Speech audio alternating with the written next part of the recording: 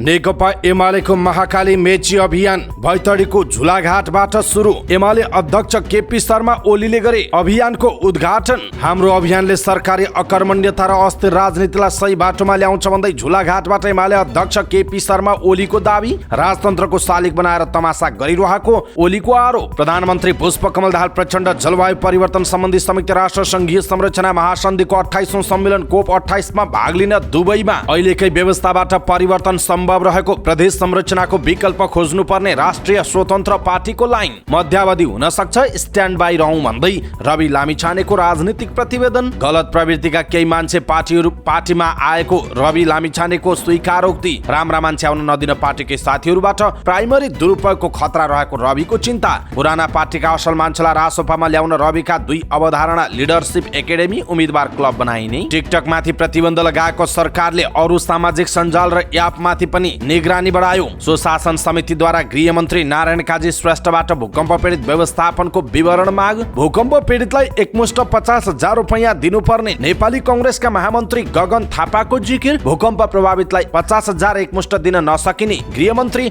नारायण काजी श्रेष्ठको दावी। भूकम्प प्रभावितलाई दोस्रो किस्ताको रकम दिन ढिलो नगर्ने गृहमन्त्री श्रेष्ठको प्रतिबद्धता। विपिन जोशीको बिना शर्त रिहाई गर्न अन्तर्राष्ट्रिय शक्तिहरूसँग आग्रह गर्ने संसदीय समितिको निर्णय। विदेशी लगानीकर्तालाई सभामुख देवराज घिमिरेको आह्वान। अर्थतन्त्र अनुकूल बन्दैछ, लगानी बढाउनुहोस्। सरकार र निजी क्षेत्रबीचको सौहार्दपूर्ण सम्बन्धको जगमा औद्योगिक वातावरण बनाउन लागौं भन्दै सभामुख घिमिरेको आग्रह। नेपालको सार्वभौम सत्ता जोगाउन भू राजनीतिक सन्तुलन कायम राख्नुपर्ने राष्ट्रिय प्रजातन्त्र पार्टीका सांसद पशुपति शमशेर जबराको भनाई। कानुन कार्यान्वयनको अवस्थाबारे अध्ययन गर्नुपर्नेमा सांसदहरूको जोड। केन्द्रीय सदस्य र जिल्ला अध्यक्ष सहित बैतडीको नेकपा एकीकृत समाजवादी एमालेमै समाहित। पूर्व मेयरले कंग्रेस त्यागिन्। नेकपा यसले बोलायो सचिवालयको बैठक। महाधिवेशनको तयारीदेखि विवादित अपानीसम्म एजेन्डा रहेको जानकारी। जुम्ला, महेन्द्रनगर, धनकुटा र हेटौडा इजलासमा श्रव्य दृश्य संवाद मार्फत मुद्दाको सुनवाई शुभारम्भ। नेपाल एयरलाइन्सको एयरबस 320 ग्राउन्डेड इन्जिन भाडामै जान्छ मासिक 2 करोड भन्दा बढी। डाक्टर कुट्नेलाई कारबाहीको माग गर्दै बुटवल प्रहरीमा स्वास्थ्य कर्मीहरूले दिए धरना। भिभिआइपी का लागि उडान सार्दा सर्वसाधारणहरू अलपत्र। नेपाल वायु सेवा निगमका क्याबिन क्रू नै मापसेमा परे। अरू विषय पढेकाले पनि अब अंग्रेजी र नेपालीमा एमए गर्न पाउने। ललितपुरको लुभुमा गाडीले मोटरसाइकललाई ठक्कर दिँदा दम्पतिको मृत्यु। नारायणगढ मुगलिन सडक खण्डका 2वटा पुल सञ्चालनमा आए। मौद्रिक नीतिको समीक्षा मार्फत वित्तीय नीतिहरू खुकुलो बनाउन व्यवसायीहरूको माग। अमेरिकाका चर्चित पूर्व विदेश मन्त्री किसिन्जरको निधन। युद्ध विरामको 5औं दिनमा 30 प्यालेस्टाइनी बन्दीहरूलाई रिहा गरियो। इजरायल र हमास बीचको युद्ध विराम थप 1 दिन लम्बियो। फ्रान्सद्वारा धूम्रपान गर्न नपाइने स्थान विस्तार। प्रधानमन्त्री कपका लागि कीर्तिका मरासेनीको कप्तानीमा लुम्बिनीको टिम घोषणा। र बागमतीलाई हराउँदै आर्मी। पोखरामा जारी KP Oli cup T20 cricket प्रतियोगिताको फाइनलमा प्रवेश। दर्शक महानुभाव नमस्कार। समाचारपाटी.com को न्यूज बुलेटिनमा यहाँलाई हार्दिक स्वागत छ। म प्रहलाद चन्द्र घिमिरे। सदाको जहाँ आज पनि हामी उपस्थित भएका छौँ आजका मुख्य समाचार, ब्रेकिङ न्यूज अपडेट लगायत तपाईँलाई काम लाग्ने हेर्नै पर्ने महत्त्वपूर्ण समाचारहरू लिएर। हाम्रो मेहनतका लागि यो भिडियोमा एउटा लाइक अवश्य गर्नुहोला। दर्शक महानुभाव पलपलको न्यूज अपडेट हेर्नका लागि हाम्रो च्यानललाई तपाईँले अहिलेसम्म सब्स्क्राइब गर्नुभएको छैन भने कृपया सब्स्क्राइब गर्नुहोस् अनि नजिकै आउने बेल आइकनलाई क्लिक गर्नुहोला। दैनिक रूपमा हेर्नुहुन्छ भने रेगुलर भनेर लेख्नुहोला। आज पहिलोचोटि हेर्दै हुनुहुन्छ भने फर्स्ट टाइम भनेर लेखिदिनुहोला। देशभित्र हुनुहुन्छ भने आफू रहेको गाउँ ठाउँ सहर जिल्लाको नाम लेख्नुहोला। विदेशमा हुनुहुन्छ भने कुन देशबाट हेरिरहनु भएको छ त्यो कुरा तलको कमेन्ट बक्समा कमेन्ट गर्नुहोला। आउनुहोस् दर्शक महानुभाव आजका मुख्य समाचार सुरु गरौँ एमालेको झुवाघाट चिवा भन्ज्याङ यात्रा शुभारम्भ भएको प्रसङ्गबाट। नेकपा एमाले महाकाली मेची अभियान सुरु गरेको छ। नेकपा एमालेका अध्यक्ष केपी शर्मा ओलीले बैतडीको झुलाघाटबाट यो अभियानको शुभारम्भ गर्नुभयो। बिहिबारबाट सुरु भएको झुलाघाट चिवा भन्ज्याङ यात्रा पुसको 2 गते सम्पन्न हुनेछ। यस क्रममा नेकपा एमाले मध्य पहाडी पुष्पलाल रोकमार्गको अध्ययन र त्यस आसपासका नागरिकको अवस्थाबारे अध्ययन गर्ने र नागरिकसँग जोडिने बताएको छ। उद्घाटनका क्रममा अध्यक्ष ओलीले यस अभियानले अराजक राजनीतिलाई सही बाटोमा ल्याउन मद्दत गर्ने बताउनुभयो। जनताले मात्रै देशलाई अगाडि बढाउने भएकाले आफूहरू जनतामा फरक ढङ्गले गइरहेको बताउँदै उहाँले समृद्ध नेपाल, सुखी नेपालीका लागि यो यात्राले योगदान गर्ने पनि बताउनुभयो। यो अभियानलाई नेकपा एमाले संकल्प यात्राको नाम दिएको छ। यसैबीच नेकपा एमालेका अध्यक्ष केपी शर्मा ओलीले आफूहरूले थालेको अभियानले सरकारी अकर्मण्यता र अस्थिर राजनीतिलाई सही बाटोमा ल्याउने दावी गर्नुभएको छ। झुलाघाट चेवा भन्ज्याङ समृद्धिका लागि संकल्प यात्राको उद्घाटन कार्यक्रममा मध्य पहाडी लोकमार्ग यात्राले देशको नीति निर्माणमा चिन्तन मनन गर्न र स्थलगत अध्ययन तथा छलफल गर्न मद्दत पुग्ने ओलीको विश्वास रहेको छ। उहाँले भन्नुभयो, पार्टीले सुरु गरेको झुलाघाट चेवा भन्ज्याङ यात्रा संवाद र अध्ययनको यात्राको रूपमा परिभाषित भएको छ। यो यात्रा संवादको यात्रा हो, यो यात्रा अध्ययनको यात्रा हो, यो यात्रा नेपाली जनताको राष्ट्रिय आकांक्षा समृद्ध नेपाल सुखी नेपाली बनाई छाड्ने संकल्प यात्रा हो, जसलाई एमाले आफ्नो उद्देश्य र गन्तव्य बनाएको छ। अध्यक्ष ओलीले यात्राले सरकारी अकर्मण्यता र देशको ओह्रालो लाग्दो अर्थतन्त्र, अराजक र अस्थिर भएको राजनीतिलाई सही बाटोमा ल्याउन सहयोग पुग्ने दावी गर्नुभएको छ। यात्राका क्रममा मध्य पहाडी भूभागमा विकासका सम्भावना, त्यहाँका युवा र जनशक्तिको अपेक्षा, उत्पादन, रोजगारी, सिप विकासको अध्ययनबारे जनतासँग संवाद गर्ने उहाँले बताउनुभयो। त्यस्तै कार्यक्रममा महासचिव शङ्कर पोखरेलले समृद्ध नेपाल सुखी नेपालीका परिकल्पनाकार पार्टी अध्यक्ष ओलीको नेतृत्वमा सुरु गरिएको यात्राले राष्ट्र निर्माणमा महत्त्वपूर्ण भूमिका खेल्ने बताउनु भएको छ। यस्तै नेकपा एमालेका अध्यक्ष केपी शर्मा ओलीले फेरि रैतीहरू आफूहरू तयार नभएको बताउनु भएको छ। झुलाघाट चेवा भन्ज्याङ समृद्धिका लागि संकल्प यात्राको पहिलो दिन बैतडीको गोठाला पानीमा आयोजित आम सभालाई सम्बोधन गर्दै ओलीले सरकार कमजोर हुँदा प्रतिगामी शक्तिहरूले टाउको उठाउन थालेको बताउनु भएको छ। गणतन्त्रको विरोध गर्न दुस्साहसिक काम भएको भन्दै उहाँले भन्नुभएको छ, अहिले राजतन्त्र थियो, त्यो राजतन्त्रको अहिले शालिग बनाएर श्री 5 महाराज धिराज भनेर लेखेर तमासा गर्ने असंवैधानिक काम भइरहेको छ। एमाले अध्यक्ष ओलीले फेरि पछाडि फर्कन रैती हुन आफूहरू नभएको बताउनु भएको छ। दर्शक महानुभाव, नेकपा एमालेका अध्यक्ष केपी शर्मा ओलीको भनाइप्रति तपाईको धारणा के छ? आफ्नो धारणा तलको कमेन्ट बक्समा कमेन्ट गर्नुहोला। प्रधानमन्त्री पुष्पकमल दाहाल प्रचण्ड जलवायु परिवर्तन सम्बन्धी संयुक्त राष्ट्र संघीय संरचना महासन्धिको 28औं सम्मेलन कोप 28 मा भाग लिन दुबई पुग्नु भएको छ। उहाँले दुबईमा आयोजित कार्यक्रममा सहभागी हुने कार्यसूची रहेको प्रधानमन्त्रीको सचिवालयले जनाएको छ। बुधबार राति नेपालबाट त्यसतर्फ प्रतिनिधि मण्डल सहित प्रस्थान गर्नुभएका प्रचण्ड स्थानीय समय अनुसार राति करिब 1:30 बजे दुबई अन्तर्राष्ट्रिय विमानस्थलमा ओर्लिनु भएको हो। उहाँलाई विमानस्थलमा नेपाली राजदूत तेजबहादुर छेत्री र नेपालका लागि युएईका राजदूत अब्दुल्लाह एम शामसी लगातले स्वागत गरेको सचिवालयले जनाएको छ। प्रधानमन्त्री प्रचण्डले बिहिबार आबुधाबीमा रहेको नेपाली दूतावासको अवलोकन गर्नुभएको छ। साथै नेपाली समुदायसँग छलफल गर्ने कार्यक्रम रहेको सचिवालयले जनाएको छ। उहाँले साँझ नेपाल उद्योग वाणिज्य महासंघ दुबई चेम्बरले उहाँको सम्मानमा आयोजना गर्ने कार्यक्रमलाई सम्बोधन गर्ने जनाइएको छ। कोप 28 मक्सिर 14 देखि 26 गते, नोभेम्बर 30 देखि डिसेम्बर 12 तारिकसम्म दुबईमा हुँदैछ। प्रधानमन्त्री प्रचण्डले डिसेम्बर 1 देखि 2 सम्म आयोजना हुने कोप 28 विश्व जलवायु कार्य शिखर सम्मेलनको उच्चस्तरीय सत्रमा भाग लिने कार्यक्रम छ। उहाँले डिसेम्बर 2 तारिकमा उच्चस्तरीय सत्रमा राष्ट्रिय वक्तव्य सभामा प्रस्तुत गर्ने जनाइएको छ। राष्ट्रिय स्वतन्त्र पार्टी रासपाले प्रदेश संरचनाको विकल्प खोज्नुपर्ने निष्कर्ष निकालेको छ। मौतरीको जलेश्वरमा 3 दिनसम्म बसेको बैठकले यही व्यवस्थाभित्र परिवर्तन सम्भव भए पनि प्रदेशको विकल्प खोज्न ढिला गर्न नहुने निष्कर्ष निकालेको छ। बैठकमा रासपा सभापति रवि लामिछानेले प्रस्तुत गरेको प्रतिवेदनमा प्रदेश भ्रष्टाचार र कार्यकर्ता भर्ती केन्द्र बनेको उल्लेख गर्नुभएको छ। प्रतिवेदनमा भनिएको छ, अहिलेका धेरैजसो मुख्य दल तत्कालीन व्यवस्था बदल्ने उद्देश्यका साथ बनेका थिए, जुन त्यो बेलाको आवश्यकता थियो। हामीले यही व्यवस्थाभित्रै रहेर जनताको अभिमत जितेर सबै खाली परिवर्तन गर्न सम्भव छ भन्ने निष्कर्षका साथ पार्टी गठन गरेका थियौं। हाम्रो त्यो निष्कर्ष अहिले पनि कायमै छ। प्रतिवेदनमा जनताको आवश्यकतामा केन्द्रित नभई सिद्धान्तको खोलो बगाउने राजनीति पुगिसकेको उल्लेख गरिएको छ। त्यसो त विगत 8 दशकमा हामीले निरङ्कुश राणा शासन, सक्रिय राजतन्त्र सहितको निर्दलीय पञ्चायत, संवैधानिक राजतन्त्रात्मक बहुदलीय प्रजातन्त्र र पछिल्लो 15 वर्ष यता संघीय लोकतान्त्रिक शासन व्यवस्था अँगालेका छौं। तर जतिपटक व्यवस्था परिवर्तन भए पनि हामीले नागरिकको जीवनस्तरमा पर्याप्त सुधार गर्न सकेनौं, विकास र समृद्धिमा आशातीत फड्को मार्न सकेनौं। अर्थात् व्यवस्था परिवर्तनले देश र नागरिकको अवस्था खासै परिवर्तन गर्न सकेन भनेर प्रतिवेदनमा भनिएको छ। राजनीतिलाई सही नीति र नेतृत्वले डोर्याएको भए बहुदलीय प्रजातन्त्र पुनर्स्थापना पछिको 3 दशक र संघीय लोकतान्त्रिक गणतन्त्र पछिको 1.5 दशकमा परिवर्तनलाई संस्थागत गरेर मुलुकले नागरिकका आकांक्षा सम्बोधनमा थोरै भए पनि सफलता पाउँथ्यो होला। तर राजनीतिक अगुवाको मूल ध्येय सत्ता, दल र नेता केन्द्रित हुँदा मुलुक क्रमशः अनिश्चयतर्फ र नागरिक निराशातर्फ धकेलिए। यही पृष्ठभूमिमा हामीले 1.5 वर्ष अघि राष्ट्रिय स्वतन्त्र पार्टीको गठन गरेका थियौं। अहिलेका धेरैजसो मुख्य दल तत्कालीन व्यवस्था बदल्ने उद्देश्यका साथ बनेका थिए, जुन त्यो बेलाको आवश्यकता थियो। हामीले यही व्यवस्थाभित्र रहेर जनताको अभिमत जितेर सबै खाली परिवर्तन गर्न सम्भव छ भन्ने निष्कर्षका साथ पार्टी गठन गरेका थियौं। हाम्रो त्यो निष्कर्ष अहिले पनि कायमै छ, किनकि हामी यही व्यवस्थाभित्र रहेर मुलुक र नागरिकको अवस्था परिवर्तन गर्न सक्छौं। अहिले व्यवस्था परिवर्तनको बहस भन्दा सुशासन र विकासको बहसमा केन्द्रित हुन जरुरी छ। गरिब, दुखी, पीडित नागरिकको काली लाग्दो जीवनबारे बहस नगरेर अन्य परिवर्तनतिर बहस धकेलिने हो भने आम जनतालाई परिवर्तनको प्रत्याभूति दिने सङ्कल्प अनिश्चिततातर्फ धकेलिन्छ। हामीले विगतमा सबै व्यवस्था देखेर आएका छौँ। यो वा ऊ भन्नुभन्दा यो बैठक स्थलबाट 1 किलोमिटरभित्रका कुनै पनि बस्तीमा गएर हेऱ्यौँ र जनतालाई सोधौँ उनीहरूलाई के चाहिन्छ अनि आफैलाई सोधौँ हामीलाई के चाहिन्छ। त्यहाँ पानी छैन, यहाँ सिद्धान्तको खोलो बगाउने राजनीति अब पुग्यो। अब अझै लडाईँ झगडा मारकाट हुँदा पहिलो असर त्यही गरिब बस्तीलाई पर्छ।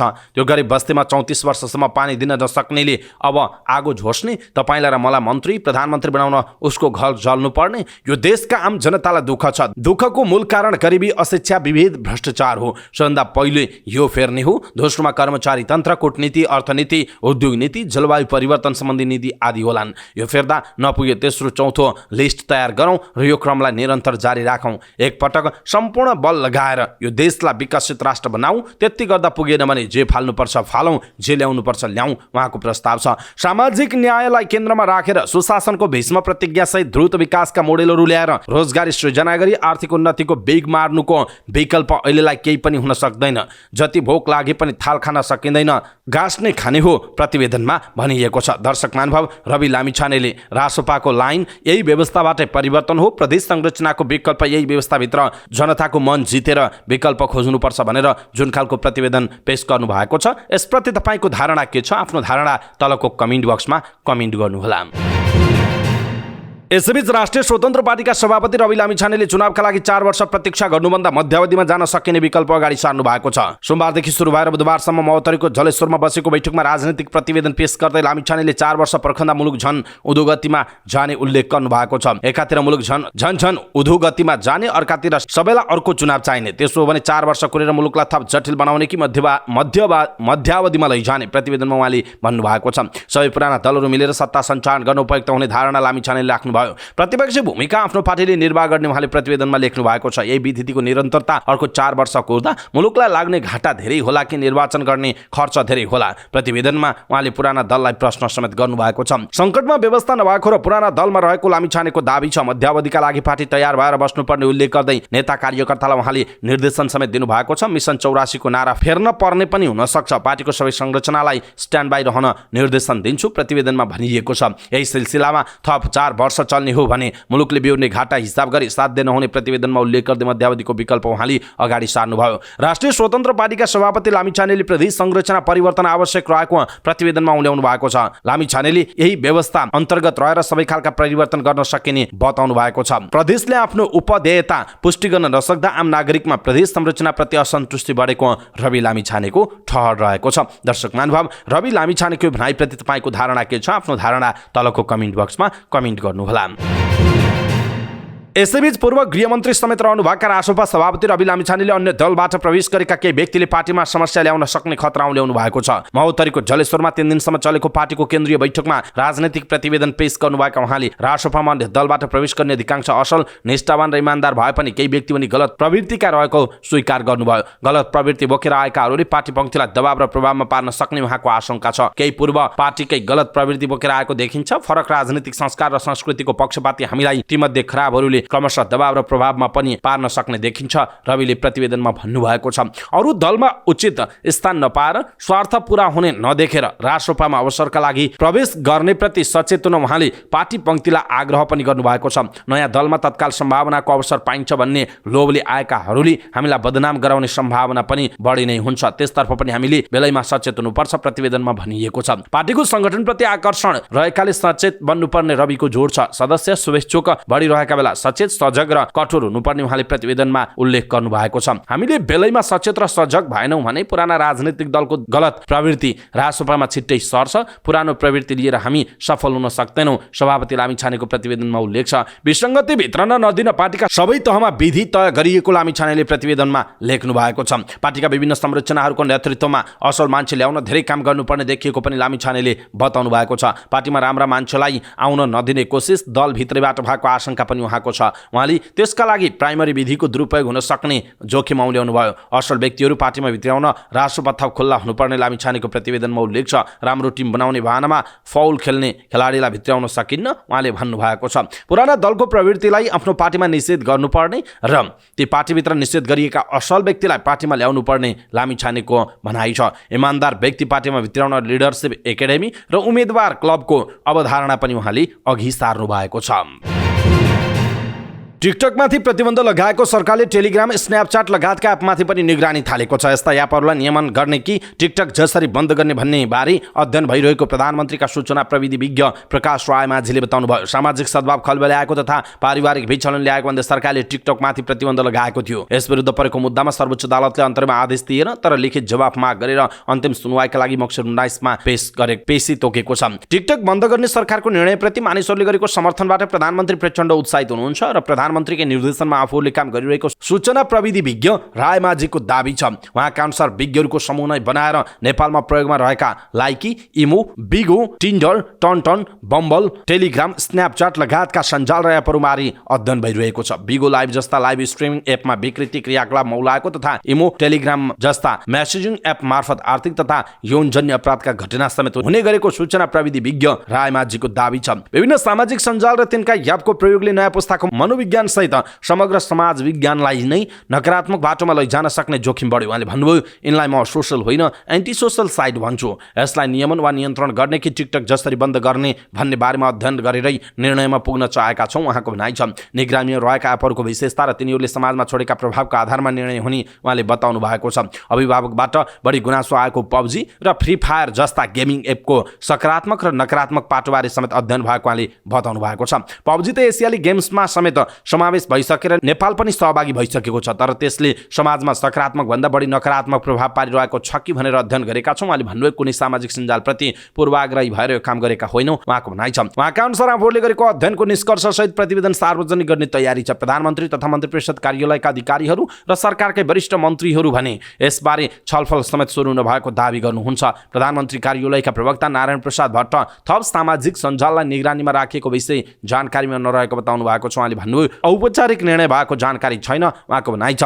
सञ्चार तथा सूचना प्रविधि मन्त्रालयका प्रवक्ता नेत्र प्रसाद सुवेदी टिकटक बाहेकका अरू सामाजिक सञ्जाल तथा एप बन्द गर्ने बारे सरकारी तवरमा कुनै तयारी अगाडि बढेको विषय जानकारीमा नरहेको बताउनु भयो। सरकारले हालै सामाजिक सञ्जाल प्रयोगलाई व्यवस्थित गर्न तथा सामाजिक सञ्जालका प्लेटफर्म सञ्चालक र प्रयोगकर्ताको स्वनियमनलाई प्रवर्धन गर्न भन्दै सामाजिक सञ्जालको प्रयोगलाई व्यवस्थित गर्न निर्देशिका 2080 ल्याएको छ। निर्देशिकामा रहेका कतिपय व्यवस्था अस्पष्ट रहेकाले सरकारबाट दुरुपयोगको जोखिम बढेको विज्ञहरूले चिन्ता व्यक्त गरेका छन्। त्यही बेला प्रधानमन्त्रीका सञ्चार विज्ञले नै अरू सञ्जाल तथा एपमाथि निगरानी गरेको बताउनुले चिन्ता थप बढेको छ। साइबर कानुनका विज्ञ प्रवीण सुवेदी सरकारले संसदबाट कानुन समेत नबनाई सामाजिक सञ्जालहरूमाथि प्रतिबन्ध लगाउने सरकारको सोच संविधान विपरीत भएको बताउनुहुन्छ। निर्देशिका वा कार्यकारी निर्णयका भरमा मानव अधिकार र अभिव्यक्ति स्वतन्त्रतामा असर पर्ने गरी स्वेच्छाचारी ढङ्गले निर्णय गर्नु नागरिक स्वतन्त्रतामाथिको हस्तक्षेप भएको उहाँले बताउनु भएको छ।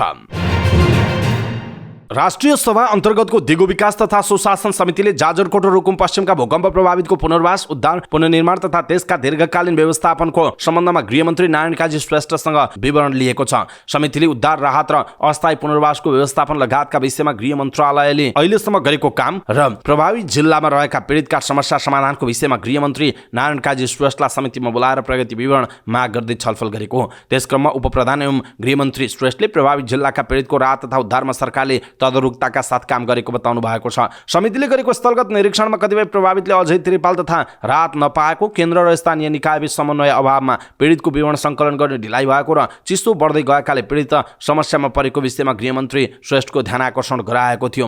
गृह प्रशासन प्राधिकरण र सम्बन्धित निकायका बीचमा समन्वय अभाव भएको समितिको प्रश्नको जवाफमा गृहमन्त्री श्रेष्ठले भन्नुभयो, जति चिसो बढ्छ त्यसको कारणले नागरिकको स्वास्थ्य प्रतिकूल हुने र जीवन पनि जाने खतरा हुन्छ। त्यसमा हामी संवेदनशील छौँ र छिटोभन्दा छिटो अस्थायी आवास निर्माण गर्न सहजीकरण गरिरहेका छौँ उहाँको भनाइ छ।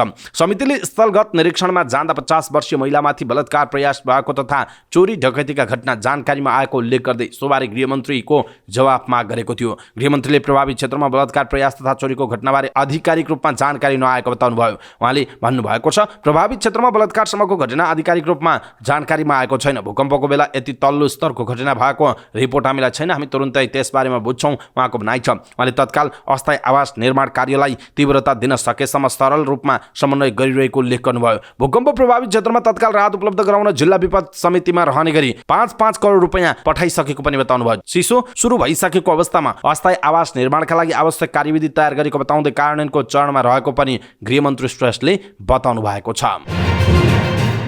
नेपाली कांग्रेसका महामन्त्री गगन थापाले भूकम्प पीडितलाई अस्थायी घर बनाउन एकै पटकमा रकम दिन सरकारको ध्यान आकर्षण गराउनु भएको छ। सरकारले अस्थायी आवास बनाउनका लागि 50,000 रुपैयाँ 2 किस्ता गरेर दिने निर्णय गरेको छ। भूकम्प प्रभावितलाई बिना झन्झट एकमुष्ट दिनुपर्ने थापाको भनाइ छ। अस्थायी आवास निर्माणका लागि दिने भनिएको 50,000 रुपैयाँ रकम एक किस्तामा उपलब्ध गराउनुपर्ने पार्टीमा छलफल भएको उहाँले बताउनुभयो। पार्टीको निर्णय अनुसार सरकारको ध्यान आकर्षण गराउन प्रधानमन्त्री पुष्पकमल दाहाल प्रचण्डलाई भेटेको उहाँले जानकारी दिनुभयो। रकम दुरुपयोग हुने भय सरकारलाई भएको भए त्यसको हिसाब किताब पछाडि स्थायी आवास निर्माण र पुनर्निर्माणको क्रममा गर्न सकिने विकल्प पनि उहाँले सुझाउनु भएको छ। उपप्रधान तथा गृहमन्त्री नारायण काजी श्रेष्ठले जाजरकोट र रुकुम पश्चिमका भूकम्प पीडितलाई अस्थायी आवास बनाउन 50,000 रुपैयाँ 2 किस्तामै दिइने बताउनु भएको छ। भूकम्प प्रभावितलाई 50,000 एकमुष्ट दिन नसकिने गृहमन्त्री श्रेष्ठको जिकिर छ। राष्ट्रिय सभाको राष्ट्रिय सरोकार तथा समन्वय समितिको बैठकमा बोल्दै उहाँले एकमुष्ट दिन माग भए पनि त्यो सम्भव नभएको बताउनुभयो। उहाँले 2 किस्तामा दिइने तर एक दिनको फरकमा समेत पाउन सक्ने उहाँले जिकिर गर्नुभयो। उहाँका अनुसार पहिलो किस्ता बिना बैंक खाता नगदै पनि प्राप्त गर्न सक्छन्। दोस्रो किस्ता प्राप्त गर्न भने 2वटा शर्त छ। पहिलो कहाँ घर बनाउने हो त्यसको तयारी कुनै न कुनै रूपमा अगाडि बढेको देखाउनु पर्ने। दोस्रो बैंक खाता हुनुपर्ने। पहिलो किस्ता सहजै पाउँछन्। दोस्रो किस्ता पाउन यसो खोस्रिएर भए पनि त्यो ठाउँमा आवास बनाउन लागेको भन्ने कम्तीमा होस् र तिनजेल बैंक खाता छैन भने खोलोस्। गृहमन्त्री श्रेष्ठले भन्नुभयो पहिलो दिन पहिलो किस्ता लिनेले भोलिपल्टै पनि दोस्रो किस्ता पाउन सक्ने अवस्था छ उहाँको भनाइ छ। सत्ता साझेदार नेपाली कांग्रेसले पनि भूकम्प पीडितलाई अस्थायी आवास बनाउन 50,000 रुपैयाँ एकमुष्ट दिन सरकारसँग माग गरेको छ। सरकारी रकम पीडितको खातामा नै जाओस् भन्ने सरकारको उद्देश्य रहेको तर कतिपयको बैंक खाता नभएकाले सहजीकरणका लागि दोस्रो किस्ता लिन मात्रै बैंक खाता अनिवार्य गरिएको गृहमन्त्री श्रेष्ठले बताउनु भएको छ। गृह मन्त्रालयका सचिव दिनेश भट्टराईले रकम दुरुपयोग नहोस् र भविष्यमा प्रश्न नउठोस् भनेर 2 किस्तामा दिन अनुदान दिन लागेको पनि बताउनु भएको छ। सँगै भूकम्प प्रभावितलाई दोस्रो किस्ताको रकम दिन ढिलो नगरिने पनि गृहमन्त्री श्रेष्ठले प्रतिबद्धता व्यक्त गर्नुभयो। अन्तर्राष्ट्रिय सम्बन्ध तथा पर्यटन समितिले हमासको बन्धकमा रहनुभएका नेपाली विद्यार्थी विपिन जोशीको बिना शर्त रिहाई गर्न अन्तर्राष्ट्रिय शक्तिहरूसँग आग्रह गर्ने निर्णय गरेको छ। सिंहदरबारमा बसेको प्रतिनिधि सभा अन्तर्गतको संसदीय समितिले अन्तर्राष्ट्रिय समुदायसँग बिना शर्त रिहाई गर्न आग्रह गर्ने निर्णय गरेको बैठकपछि निर्णय सुनाउँदै समिति सभापति राजकिशोर यादवले विपिन जोशीको बिना शर्त अविलम्ब रिहाईका लागि हमास लगायत अन्तर्राष्ट्रिय शक्तिहरूसँग आग्रह गर्ने निर्णय भएको बताउनुभयो। उहाँले नेपाल कुनै पनि पक्षधरता देश नरहेको र जहिले पनि शान्तिको वकालत गर्ने भएकाले नेपालका नागरिकलाई कुनै पनि कारण बिना बन्धक बनाइनु नहुने बताउनुभयो। साथै समितिको बैठकले समितिको 6 महिनाको भावी कार्ययोजना र समितिको कार्य प्राथमिकीकरणका लागि 9 सदस्यीय कार्यदल गठन गरेको बताउनुभयो। उहाँले कार्यदलले समितिको प्राथमिकीकरण कुन विषयलाई कहिले टुङ्ग्याउने भन्ने निष्कर्ष निकाल्ने बताउनु भएको छ। कार्यदलको संयोजकमा राजकिशोर यादव सहित सदस्यमा उदय शमशेर जबरा, एकनाथ ढकाल, छिरिङ यामु लामा, देवी प्रकाश भट्टचन, डाक्टर धवल शमशेर जबरा, प्रेम सुवाल, शिशिर खनाल र सम्झना थपलिया रहनु भएको जनाइएको छ।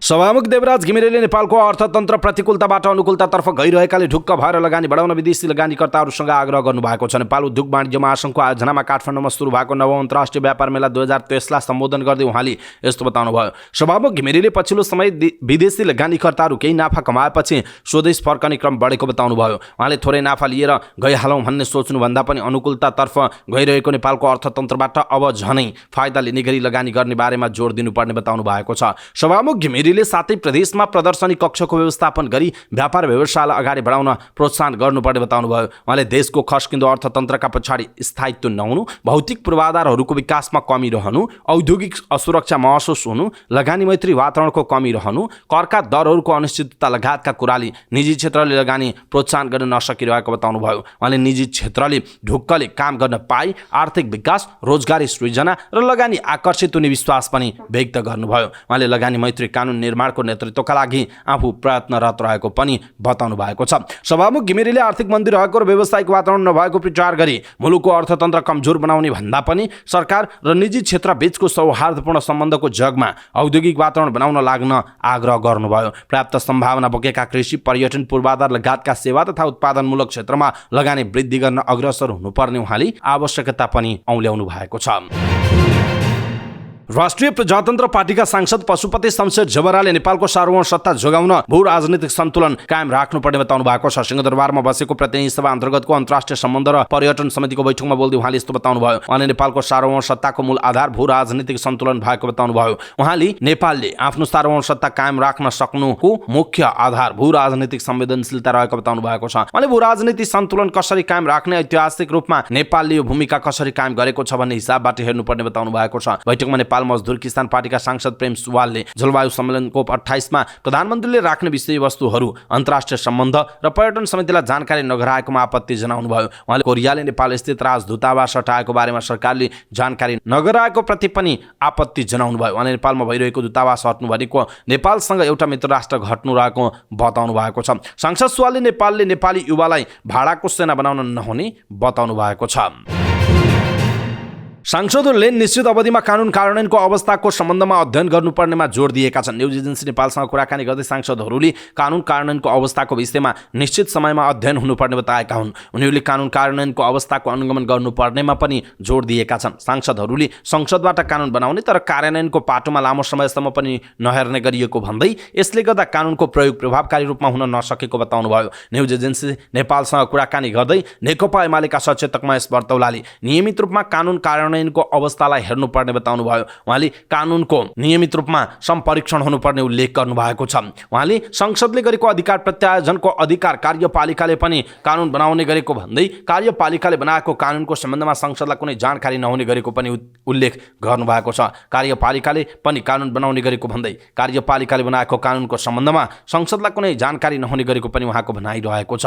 कार्यपालिकाले बनाएका कानुनहरूको बारेमा संसदलाई जानकारी गराइनुपर्ने उहाँको भनाइ छ। त्यस्तै नेकपा माओवादी केन्द्रकै सचेतक रूपा शोषी चौधरीले कतिपय कानुनहरू प्रयोग नभइकन निष्क्रिय हुनु परेको अवस्था रहेको भन्दै सरकारवालाहरूलाई सम्बन्धित विषयको कानुनी व्यवस्थाको बारेमा जानकारी दिनुपर्ने उल्लेख गर्नुभयो। उहाँले कानुन कार्यान्वयनको अवस्थाको मूल्याङ्कन र अनुगमन गर्ने निकाय हुँदा राम्रो हुने धारणा व्यक्त गर्नुभयो। उहाँले कानुन निर्माणमा भूमिका खेलेका सांसद र पूर्व सांसदहरूले निगरानी राख्नुपर्नेमा जोड दिनु भएको छ। यसैबीच नेकपा एकीकृत समाजवादीका सांसद मितमणि चौधरीले कानुन कार्यान्वयनको अनुगमन सांसदहरूले नै गर्नुपर्ने बताउनु भयो। उहाँले कानुन कार्यान्वयनको अवस्थाको अनुगमन सांसदहरूले गरेको खण्डमा राम्रो परिणाम आउन सक्ने बताउनु भएको छ। त्यसैगरी नेपाली कांग्रेसका राष्ट्रिय सभा सदस्य तथा राष्ट्रिय सभा अन्तर्गतको दिगो विकास तथा सुशासन समितिका सभापति प्रकाश पन्थले कानुन बनाएर छोड्ने र कार्यान्वयनको स्थिति भने नहेर्ने पुरानै प्रचलन रहेको टिप्पणी गर्नु भएको छ। उहाँले हरेक कानुन बन्नु अघि र बनिसकेपछि कानुनको प्रभावकारिताको विषयलाई ध्यान दिनुपर्ने बताउनु भयो। उहाँले राष्ट्रिय सभाको विधान व्यवस्थापन समितिले भने 5-5 वर्षको अन्तरालमा कानुनको मापन गर्ने गरी कानुन निर्माण गर्नुपर्ने कुरालाई कानुनी व्यवस्था गरिसकेको बताउनु भएको छ। उहाँले हरेक मन्त्रालयहरूले पनि आफू मातहतमा बनेका कानुनको कार्यान्वयनको अवस्था मापन गर्नुपर्ने बताउनु भयो। नेकपा एकीकृत समाजवादीका केन्द्रीय सदस्य जिल्ला अध्यक्ष लगायतका बैतडी नेकपा एमालेमा समाहित भएको छ। एमालेले सुरु गरेको झुलाघाट चिवा भन्ज्याङ पद यात्राको उद्घाटनपछि बैतडी सदरमुकाम गोठालापानीमा आयोजना भएको आम सभामा नेकपा का केन्द्रीय सदस्य एवं बैतडी इन्चार्ज नरेन्द्र विष्ट, जिल्ला अध्यक्ष महादेव भट्ट, पार्टी कमिटी सदस्य पार्वती भट्ट र चमन कुमार भण्डारी सहितका नेता एमालेमा फर्किएका हुन्। यस्तै 2074 सालको स्थानीय तहको निर्वाचनमा नेपाली कांग्रेसबाट पाटन नगरपालिकाको उपमेयरमा निर्वाचित नेपाली कांग्रेस महाधिवेशन प्रतिनिधि सरस्वती कोली र नेपाल दलित संघको अध्यक्ष रहिसक्नुभएका रमेश कोली पनि एमालेमा प्रवेश गर्नुभएको छ। पार्टीमा भित्रिएका नेता कार्यकर्तालाई एमाले अध्यक्ष केपी शर्मा ओलीले टीका लगाएर स्वागत गर्नुभएको थियो।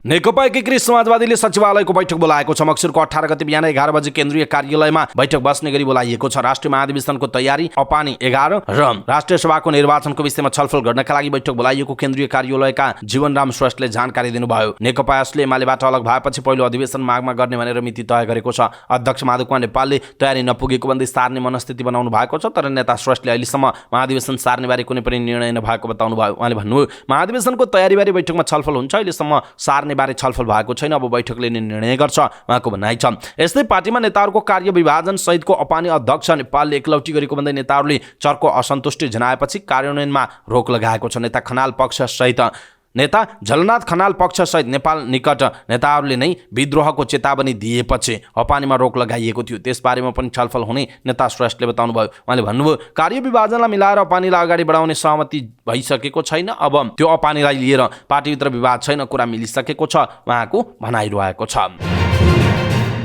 उच्च अदालतका इजलासहरू जुम्ला, महेन्द्रनगर, धनकुटा र हेटौँडा इजलासमा श्रव्य दृश्य संवाद मार्फत मुद्दाको सुनवाई भिडियो कन्फरेन्सबाट मुद्दाको सुनवाई सुरु भएको छ। सर्वोच्च अदालतले काठमाडौँमा एक कार्यक्रमका बीच उच्च अदालतका इजलासहरू जुम्ला, महेन्द्रनगर, धनकुटा र हेटौँडा इजलासमा भिडियो कन्फरेन्सबाट मुद्दाको सुनवाई सुरु गरेको हो। प्रधान न्यायाधीश विश्वम्भर प्रसाद श्रेष्ठले बिहिबार देशका 4 ठाउँबाट उच्च अदालतका इजलासहरूको शुभारम्भ गर्नुभएको हो। कार्यक्रममा बोल्दै प्रधान न्यायाधीश श्रेष्ठले अब आफ्नै घरबाट पनि न्याय पाउन सक्ने बताउनुभयो। उहाँले नेपालको भूधरातल स्थिति हेरेर दुर्गमका जनताहरूलाई आवश्यक पर्ने न्यायको पहुँच सहज हुनका लागि यो काम गरिएको बताउनुभयो। उहाँले यसभन्दा अगाडि सर्वोच्च अदालतले दिपाल उच्च अदालत र इलामी इजलासमा श्रव्य दृश्य संवाद मार्फत मुद्दाको सुनवाई सुरु गरेको थियो। अब मुद्दाको फर्चौट चाँडै हुने, कम खर्चिलो हुने र न्यायमा पहुँच सरल हुने माध्यम बनेको बताउनु भएको छ। उहाँले कानुन व्यवस्थालाई पनि आफ्नै चेम्बरमा बसेर बहस गर्न सकिने फाइदा यस प्रविधिबाट हुने गरेको पनि बताउनुभयो। उहाँले आगामी दिनमा थप अध्ययन गरी श्रव्य दृश्य संवाद मार्फत मुद्दाको सुनवाई गर्ने अभियान विस्तार गर्ने बताउनु भएको छ।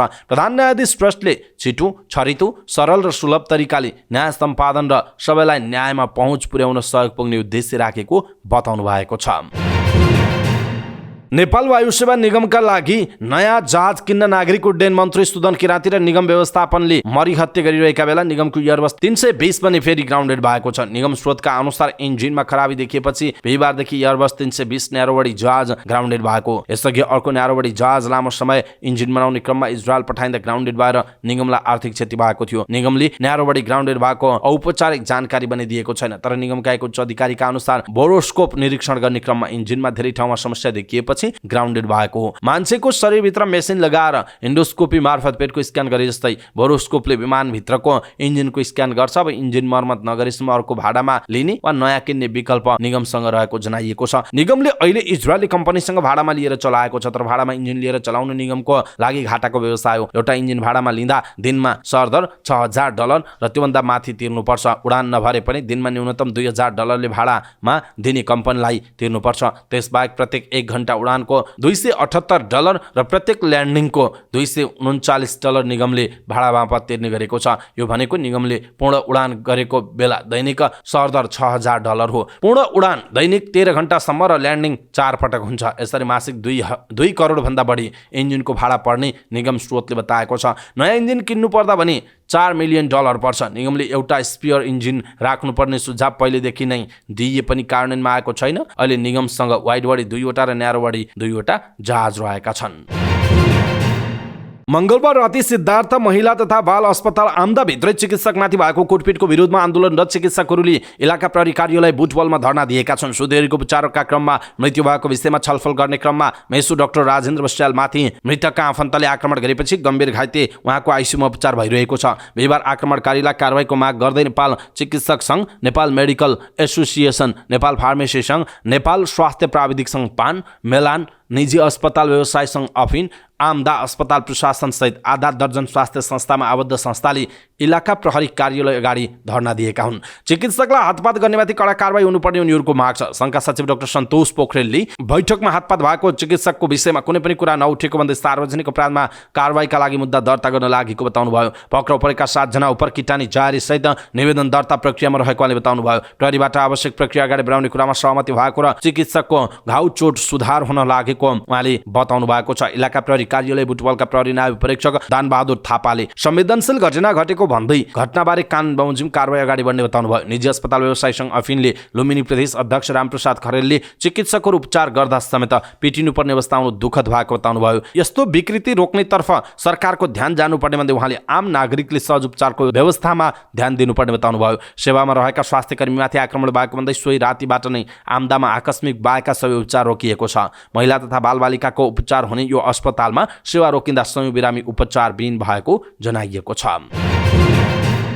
राष्ट्रिय ध्वजावाहक नेपाल वायु सेवा निगम व्यवस्थापनको चरम लापरवाही र भिभिआइपीको भद्दा चाकडीका कारण 31 जना यात्रु अलपत्र पर्दा निगमका अधिकारीहरूले पनि गोलमटल जवाफ दिएका छन्। बुधबार राति 11:30 बजेको टिकट काटेर 2 जना लागेका 31 जना यात्रुलाई छोडेर निगमको वाइड बडी जहाज 2 घण्टा अगाडि नै उडाइएको थियो। प्रधानमन्त्री पुष्पकमल दाहाल प्रचण्ड सहितको भिभिआइपी टोली जाने सो उडानको समय परिवर्तन भएको सबै यात्रुलाई जानकारी दिइएन। नेपाल एयरलाइन्सका ग्राहक सेवा विभागका निर्देशक रीना राईले पनि उडान अगाडि सरेको विषयमा सबै यात्रुलाई जानकारी गराएको बताउनुभयो। राईले राति 11:30 बजेको उडान सरेर 9:30 बजे नै उडान हुने जानकारी हामीले सबै यात्रुलाई मेल मार्फत जानकारी गराएका थियौं, तर अरूले नै टिकट काटिदिएको र मेल चेक नगरेकाले नै यात्रुले उडान अगाडि सरेको जानकारी नपाएको होला। हामीले उडान सरे लगत्तै अटोमेसन मार्फत सबै यात्रुलाई मेल जाने व्यवस्था गरेका छौं। अब छुटेका यात्रुलाई कनेक्टिङ जहाजहरू मिलाएर दुबई पठाउँछौं, त्यसका लागि काम भइरहेको छ उहाँको भनाइ छ। प्रधानमन्त्री पुष्पकमल दाहाल प्रचण्ड दुबईमा हुने जलवायु परिवर्तन सम्बन्धी सम्मेलन COP 28 मा सहभागी हुन कार्यक्रममा जाने बादपछि जहाज 2 घण्टा अगाडि नै उडेको थियो। निगमको बिहिबार दुबई उडान नभएकाले अन्य एयरलाइन्सको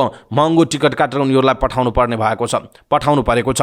छुटेका 31 जना यात्रु मध्ये धेरै वैदेशिक रोजगारीका लागि दुबई जान लागेका थिए। ती यात्रुहरूलाई होटलमा राखिएको नेपाल एयरलाइन्सले जनाएको छ। यसैबीच 31 जना भित्र परेका अधिवक्ता प्रज्वल विक्रम राणाले भने निगमले गैर जिम्मेवार जवाफ दिएको र उडान सरेको जानकारी पनि नगराएको बताउनु भएको छ। यसैबीच प्रधानमन्त्री प्रचण्डको टोलीलाई दुबई छोडेर काठमाडौँ फर्किएको विमानका कर्मचारी महापसेमा परेका छन्। काठमाडौँ उडान भर्ने क्रममा क्याबिन क्रू सबैको रेथलाइजर मार्फत परीक्षण गर्दा क्याबिन क्रू मेम्बर विवश सङ्घ शाह महापसेमा पर्नुभयो। क्याबिन क्रूको स्वास्थ्य परीक्षणका साथै महापसे गरी नगरेको परीक्षणपछि मात्र उडान भर्ने गरिन्छ। उहाँमाथि कम्पनीको नियमअनुसार कारबाही हुने बताइएको छ। त्रिभुवन विश्वविद्यालयले नेपाली तथा अंग्रेजी विषयमा विशेषज्ञता हासिल गर्न तल्लो तहदेखि नै नेपाली तथा अंग्रेजी मूल विषय पढ्नुपर्ने व्यवस्था हटाएको छ। विश्वका अधिकांश विश्वविद्यालयले केही प्राविधिक विषय बाहेकका विषय पढ्न विद्यार्थीले तल्लो कक्षामा पढेको विषयलाई गौण मान्ने गरेका छन्। नेपालमा पनि कतिपय विषयमा माथिल्लो तह पढ्नका लागि तल्लो कक्षामा पढेको विषयको आधारमा भर्ना नपाउने व्यवस्था रहेको थियो। असोज 24 मा त्रिवी प्राज्ञिक परिषदले त्यसलाई तोड्दै जुनसुकै विषयमा स्नातक गरेका विद्यार्थीलाई स्नातकोत्तर MA मा नेपाली तथा अंग्रेजी विषय पढ्न दिने निर्णय गरेको थियो। त्यस अनुसार अंग्रेजी र नेपाली विषय विभागहरूले भर्ना खुलाएका छन्। अधिकांशले त्रिवीको निर्णयलाई सकारात्मक मानेका छन् भने कतिपयले विद्यार्थी कम भएपछि विद्यार्थी बटुल्ने दाउ भनेका छन्। नेपाली विषय केन्द्रीय विभागका प्रमुख प्राध्यापक डाक्टर खगेन्द्र प्रसाद लुइटेल भने नेपाली भाषाको विकासका लागि यो निर्णय अत्यन्तै जरुरी रहेको बताउनुहुन्छ। प्रवेश परीक्षामा उत्तीर्ण भएकाले मात्रै भर्ना पाउने र आन्तरिक परीक्षामा फेल हुनेले अन्तिम परीक्षामा सहभागी हुन नपाउने व्यवस्था भएकाले कतिपयले चिन्ता गरे जस्तो नेपाली भाषा नबिग्रने उहाँको भनाइ छ। नेपाली विषय नपढेको भए पनि रुचि भएकाहरू नेपाली भाषा साहित्यमा अब्बल रहेको भन्दै विभागका प्रमुख प्राध्यापक डाक्टर लुइटेलले भन्नुभएको छ। तल्लो तहमा नेपाली पढेकाले मात्रै नेपाली भाषाको वृद्धि समृद्धि गर्न सक्छ भन्ने कुतर्क हो। एकजना मात्र विद्यार्थीका लागि भए पनि समय अनुसार नीति नियम परिवर्तन गर्नुपर्ने र शैक्षिक गुणस्तर वृद्धि गर्दै जाने उहाँले बताउनुभयो। यद्यपि सबैले पढ्न पाउने भएपछि विद्यार्थी संख्या बढ्नु स्वाभाविक हुने विभागका प्रमुख प्राध्यापक डाक्टर लुइटेलको भनाइ छ। अंग्रेजी विभाग प्रमुख प्राध्यापक डाक्टर जीवलाल सापकोटा पनि अंग्रेजी विषयमा स्नातकोत्तर पढ्न आवश्यक योग्यतामा परिमार्जन गर्नुपर्ने महसुस 13 वर्ष अगाडि नै भएको बताउनुहुन्छ। उहाँका अनुसार 2076 सालमै अंग्रेजी विषयको समितिले निर्णय गरेर पठाएको थियो, तर प्राज्ञिक परिषदमा अंग्रेजी नै नपढेका विद्यार्थीलाई स्नातकोत्तरमा अंग्रेजी साहित्यको आधारभूत ज्ञान दिन नसकिने भन्दै निर्णय गर्न मानेन। त्यसैले अन्य विषयबाट अंग्रेजी विषयमा स्नातकोत्तरमा भर्ना भएका विद्यार्थीका लागि ब्रिज कोर्सको रूपमा अहिले सेमेस्टरमा 32 घण्टाको नन क्रेडिट कोर्स पढाउनु पर्ने व्यवस्था गरिएको थियो। विभागका प्रमुख प्राध्यापक डाक्टर सापकोटाले भन्नुभएको छ, विभिन्न क्षेत्रमा विशेषज्ञता हासिल गरेकाहरूले मापदण्डका कारण पढ्न नपाएको गुनासो गर्नुभएकाले पनि यो निर्णय भएको छ उहाँको भनाइ छ। शिक्षाविद प्राध्यापक डाक्टर विद्यानाथ कोइराला पनि त्रिवीले समयअनुसार सकारात्मक निर्णय गरेको बताउनु भएको छ। ललितपुरको महालक्ष्मी नगरपालिका 6 लोभु साना गाउँमा नम्बर नखुलेको गाडीले मोटरसाइकललाई ठक्कर दिँदा 2 जनाको ज्यान गएको छ। नम्बर नखुलेको गाडीले 29 प 9485 नम्बरको मोटरसाइकललाई बुधबार राति ठक्कर दिँदा मोटरसाइकलमा सवार दम्पतिको ज्यान गएको प्रहरीले जनाएको छ। ज्यान गुमाउनेमा मोटरसाइकल चालक महालक्ष्मी 8 लोभु घर हुनुभएका 43 वर्षीय दिनेश श्रेष्ठ, उहाँकी श्रीमती 37 वर्षीय संगीता श्रेष्ठ रहेको प्रहरीले जनाएको छ। दुर्घटनामा गम्भीर घाइते भएका उनीहरूको किस्ट अस्पताल इमाडोलमा उपचारका क्रममा मृत्यु भएको बताइएको छ। दुर्घटनामा संलग्न शंकास्पद गाडीलाई लोभी स्थित खेतबाट प्रहरीले नियन्त्रणमा लिएको छ। हाल फरार गाडी चालकको खोजी भइरहेको प्रहरीले जनाएको छ। नारायणगढ मुगलिन सडक खण्डका 2 पुल सञ्चालनमा आएका छन्। लामो बालुवा र डुम्रे खोलामा निर्माण गरिएका पुल बुधबारदेखि सञ्चालनमा आएका हुन्। यससँगै 2 वटै पुल भएर गाडी गुड्न थालेको नागढुङ्गा मुगलिन सडक आयोजना पश्चिम खण्ड नारायणगढ मुगलिनका इन्जिनियर विजय दराईले जानकारी दिनुभयो। उहाँका अनुसार यसअघि 5 वटा पुल सञ्चालनमा आइसकेका छन्। सडक खण्डका 19 मध्ये पहिलो चरणमा 5 पुल निर्माण भएका हुन्। सेती दोभानको पुल यसअघि नै निर्माण सम्पन्न भएर सञ्चालनमा आइसकेको दराईले बताउनु भएको छ। शुक्रबारसम्म टोपेखोला र चिसेन्जीको पुल समय सञ्चालनमा ल्याउने तयारी भएको उहाँले बताउनु भयो। निर्माणाधीन पुल मध्ये 8 वटा पुल 2 महिनाभित्र सञ्चालनमा ल्याइने गरी काम भइरहेको उहाँले बताउनु भएको छ। 2 महिनाभित्र जुगेरी, सिमलताल, रिद्दी, भोर्ली, नाम्सी, टोपे, कालीखोला र खहरेमा निर्माण भएका पुल सञ्चालनमा हुनेछन्। खहरे 2 र तुइन खोलामा भने पुल निर्माण हुन समय लाग्ने जनाइएको छ। खहरेको पुल निर्माणको 50% काम सकिएको छ भने तुइन खोलामा निर्माणको काम अगाडि बढ्न सकिरहेको छैन। तुइन खोलामा पहाड काट्न समस्या भएपछि काम रोकिएको हो। आयोजनाले अहिले भारतबाट विस्फोटक पदार्थ ल्याएर पहाड फोड्ने तयारी गरिरहेको छ। यस सडक खण्डमा 2076 चैतदेखि 15 पुल निर्माण थालिएका थिए। विश्व बैंकको सहयोगमा पुल निर्माण गरिएको जनाइएको छ। नेपाल राष्ट्र बैंकले जारी गर्ने मौद्रिक नीतिको पहिलो समीक्षामा मौद्रिक नीतिले गरेका व्यवस्थालाई खोकुलो बनाउन व्यवसायीहरूले माग गरेका छन्। विगत 1.5 वर्षदेखि लिएको कसिलो मौद्रिक नीतिलाई पहिलो समीक्षा मार्फत खोकुलो बनाउनु पर्ने माग निजी क्षेत्रले राखेको हो। व्यवसायीहरूले मौद्रिक नीतिको पहिलो समीक्षामा बैंक दर, नीतिगत दर र निक्षेप सङ्कलन दरलाई घटाउनु पर्ने माग गरेका छन्। ब्याज दर करिडोरको सिद्धान्त अनुसार निक्षेप सङ्कलन दरभन्दा अन्तर्ब्याङ्क ब्याज दर कम भएको अवस्थामा राष्ट्र बैंकले निक्षेप सङ्कलन गर्नुपर्ने र बैंक दरभन्दा अन्तर्ब्याङ्क ब्याज दर बढी भएको अवस्थामा रिपो जारी गर्न आवश्यक रहेको व्यवसायीहरूले बताएका हुन्। नेपाल उद्योग परिसङ्घका अध्यक्ष राजेश अग्रवालले कसिलो मौद्रिक नीतिको असर बजारको माग परेको र अर्थतन्त्र चलायमान हुन नसकेको भन्दै मौद्रिक नीतिको समीक्षा मार्फत मौद्रिक नीतिलाई खोकुलो बनाउँदै लैजानु पर्ने बताउनु भएको छ। उहाँले पछिल्लो समय अर्थतन्त्रको बाह्य क्षेत्रमा भन्दा आन्तरिक अर्थतन्त्रमा असर परेकाले मौद्रिक नीति खोकुलो बनाउन जरुरी रहेको बताउनु भयो। उहाँले राष्ट्र बैंकका नीतिहरू बैंकको माइक्रो म्यानेजमेन्ट गर्ने गरी लिन नहुने बताउनु भएको छ। उहाँले पछिल्लो समय राष्ट्र बैंकले बैंकहरूको माइक्रो म्यानेजमेन्ट गर्ने हिसाबमा नीति लिँदा बैंकहरूको इनोभेसन समेत हराउँदै गएको बताउनु भयो। न्युज एजेन्सी नेपालसँग कुराकानी गर्दै उहाँले राष्ट्र बैंकको मौद्रिक नीतिको समीक्षा मार्फत बैंकको ब्याज दर बजारको माग र आपूर्ति अनुसार गडबड हुने गरी खुल्ला छोड्न आवश्यक रहेको बताउनु भएको छ। उहाँले राष्ट्र बैंकले मौद्रिक नीतिको समीक्षा मार्फत साना घरेलु तथा मझौला उद्योगहरूले लिएको कर्जाको समय सीमा थप गर्न माग गर्नु भएको छ। उहाँले कर्जाको सीमा थप गरेकोमा अर्थतन्त्र चलायमान गराउन मद्दत पुग्ने बताउनु भयो। उहाँले राष्ट्र बैंकले मौद्रिक नीति ल्याउँदा क्षेत्रगत रूपमा हेर्ने भन्दा पनि समग्र वित्तीय स्थायित्वका लागि नीति बनाउनु पर्ने उल्लेख गर्नुभयो। उहाँले राष्ट्र बैंकले नीति मार्फत बैंकहरूको नाफा सुनिश्चित गर्ने काम गरेको भन्दै एउटा क्षेत्रको नाफा सुरक्षित गरेर एक क्षेत्रको स्थायित्वले मात्रै समस्याको समाधान भनी हुन नसक्ने बताउनु भएको छ। अमेरिकाका पूर्व विदेश मन्त्री हेनरी किसिन्जरको 100 वर्षको उमेरमा निधन भएको छ। किसिन्जरको कनेक्टिकट स्थित आफ्नै निवासमा बुधबार निधन भएको रोइटर्सले जनाएको छ। रिपब्लिकन पार्टीका किसिन्जर सन् 1973 देखि सन् 1977 सम्म अमेरिकी विदेश मन्त्री हुनुभएको थियो। भियतनाममा युद्धविरामका लागि पहल गर्नुभएका कारण सन् 1973 मा उहाँले ग्लोबल शान्ति पुरस्कार पाउनु भएको थियो। उहाँ अमेरिकी राष्ट्रपति रिचर्ड निक्सनको राष्ट्रिय सुरक्षा सल्लाहकार पनि हुनुहुन्थ्यो। चीनसँग सम्बन्ध विस्तारका लागि पनि उहाँ पाकिस्तानको रावलपिण्डीबाट चीन पुग्नु भएको थियो। उहाँले चिनिया नेता माओ र राष्ट्रपति निक्सन बीच भेटवार्ता गराउनु भएको थियो, जसले चीन अमेरिका द्वन्द्वलाई अन्त्य गराएको थियो। माओ निक्सन भेटवार्ता विश्व राजनीतिमा निकै चर्चित छ। अमेरिका चीन शक्ति सन्तुलन कायम राख्न अमेरिकाले पहल गर्नुपर्नेमा जोड दिने किसिन्जरले दुई देशबीच स्थायी संवाद पनि आवश्यक रहेको बताउने गर्नुहुन्थ्यो। इजरायलले युद्धविरामको 5औं दिनमा 30 प्यालेस्टाइनी बन्दीहरूको रिहा गरेको छ। 30 जना प्यालेस्टाइनी कैदीहरू बोकेको बस पश्चिम बैंकको रामल्लाह सहर नजिकै रहेको इजरायली उफर जेलबाट प्रस्थान गरेको बताइएको छ। इजरायल जेल सेवाले इजरायल र हमास बीचको युद्धविराम सम्झौता अन्तर्गत 5औं चरणमा 15 महिला र 15 नाबालिग सहित 30 प्यालेस्टाइनीहरूलाई इजरायली जेलबाट रिहा गरिएको बताइएको छ। यसअघि हमासको सैन्य शाखा अल कसाम ब्रिगेडले मंगलबार बन्दकहरूको 5औं समूह र अन्तर्राष्ट्रिय रेड क्रसलाई हस्तान्तरण गरेको थियो। इजरायली सरकारले पनि गाजापट्टिबाट रिहा गरिएका 10 इजरायली र 2 थाई नागरिक सहित 12 जना बन्दकहरू प्राप्त गरेको पुष्टि गरेको छ।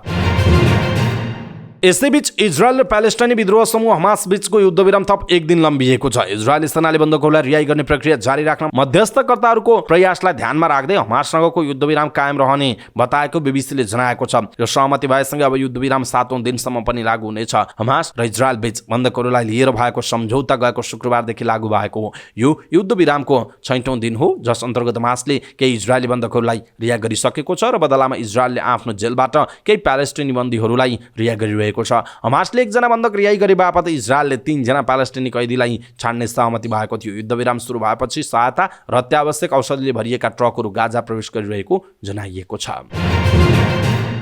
फ्रान्स सरकारले धूम्रपान विरोधी नयाँ योजना ल्याएको छ। यस योजनाले देशमा धूम्रपान गर्नेहरूको संख्या घटाउने लक्ष्य छ। योजना अनुसार धूम्रपान नगर्ने क्षेत्र थप हुनेछन्। फ्रान्सेली स्वास्थ्य मन्त्री ओरिलियन रोसोले सरकारले सन् 2024 को पहिलो त्रैमासिकमा विभिन्न योजना बढाउने बताउनु भयो। धूम्रपान गर्नेलाई कति जरिवाना लाग्ने हो भन्ने कुरा खुलाइएको छैन। विशेष गरी युवाहरूलाई धूम्रपान गर्नबाट रोक्न र धूम्रपान गर्नेहरूलाई धूम्रपान छोड्न मद्दत गर्ने लक्ष्य राखेर यो योजना बनाइएको हो। धूम्रपान नगर्ने क्षेत्र समुद्र तट, पार्क, बगैँचा, वन र विद्यालय वरपर रहेको बताइएको छ। उनीहरूले नजिकै बालबालिका हुने भएकाले धूम्रपानको असरलाई हेरेर सरकारले गरेको निर्णय सही भएको बताएका छन्। फ्रान्समा धूम्रपानका कारण प्रत्येक वर्ष 75,000 मानिसको मृत्यु हुने गरेको तथ्याङ्क छ। प्रतिदिन लगभग 200 को हाराहारीमा मृत्यु हुने गरेको तथ्याङ्क रहेको जनाइएको छ।